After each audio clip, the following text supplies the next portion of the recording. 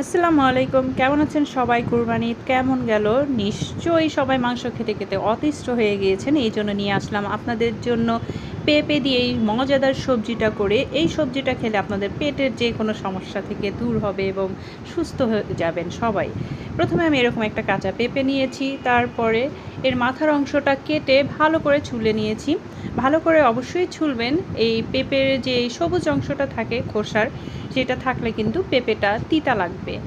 তারপরে পুরোটা এভাবে ছুলে নেবেন, নিয়ে টুকরো টুকরো করে কেটে নেবেন। কুরবানি ঈদের পরে দেখা গেছে সবাই গরুর মাংস খেয়ে সবারই পেটে সমস্যা দেখা দিচ্ছে, যেমন কোষ্ঠকাঠিন্য এরকমের প্রবলেমগুলো, আর গ্যাসের প্রবলেম তো আছেই। তো এই পেঁপের নাবড়াটা যদি আপনারা করে খান, আমার কমপক্ষে 15 দিন টানা খাবেন, তাহলে দেখবেন আপনাদের পেটের কোনো সমস্যাই নেই এবং গ্যাসের সমস্যাও নেই। আর যারা স্বাস্থ্য সচেতন তারা তো অবশ্যই খাবেন এটা। তো এভাবে ছোট ছোট করে টুকরো করে কেটে নিয়েছি। আমি একটা আলু দিচ্ছি এখানে, আপনারা চাইলে দিতে পারেন। আর এখানে চাইলে আপনারা গাজরও দিতে পারেন। তো আমার কাছে গাজর নেই, আমি একটা আলু ব্যবহার করছি। আর মিডিয়াম সাইজের একটা পেঁয়াজ দেব। অনেক বেশি মশলা বা পেঁয়াজ এগুলো কিছুই ব্যবহার করব না, কারণ এটা একটি স্বাস্থ্যকর খাবার। এই সবজিটা আপনারা চাইলে রুটি বা ভাতের সাথে অথবা স্যুপের মতো করে খেয়ে নিতে পারেন।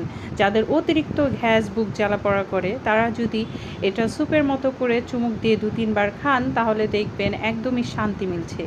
এভাবে টানা ১৫ দিন খেলেই আপনারা পুরোপুরি সুস্থ অনুভব করবেন।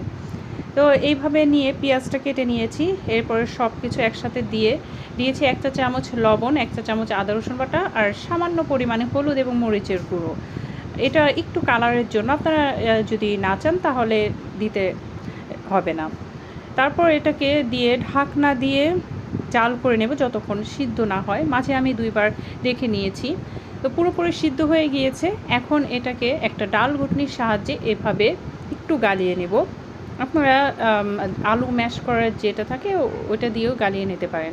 তারপরে ২ টা মরিচ দিয়ে ঢাকনা দিয়ে কিছুক্ষণ ঢেকে দিচ্ছি। এতে করে ফ্লেভারটাও আসবে আর একটু ঝাল ঝাল হবে।